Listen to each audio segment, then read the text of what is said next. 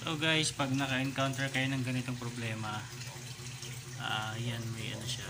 Windows can't be installed on drive 0 partition 1. Show details. So tingnan natin kung ano yung problema.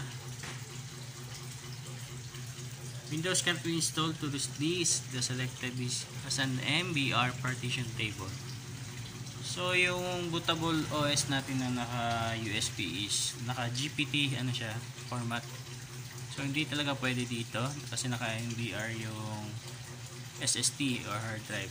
So ang gagawin natin guys is i-convert natin to GPT, itong MBR. So balik dito, then shift F10, shift saka F10, yan.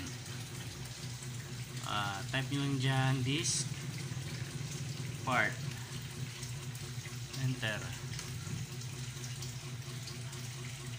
Yan, naka-disk part na tayo. So list space disk. So ayan yung hard drive sa disk 0. So 111 gig. Then yung this one is yung bootable USB. So select natin, select disk 0. Yan, selected na. So ito type nyo lang is clean para mabura lahat ng laman ng hard drive.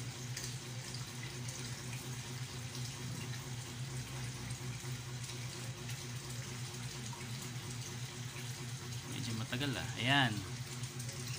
So succeeded in cleaning na. Then type natin convert. Convert GPT.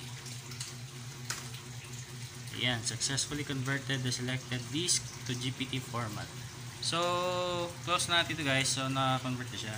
Control C, then Alt F4, then balik tayo dito, enter.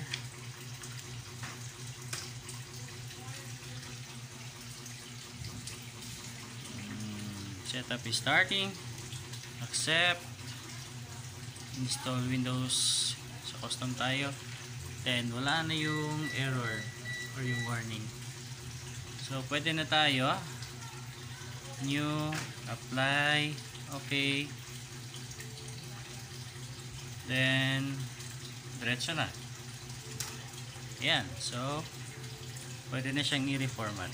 So yun lang guys. Napakadali lang naman yan.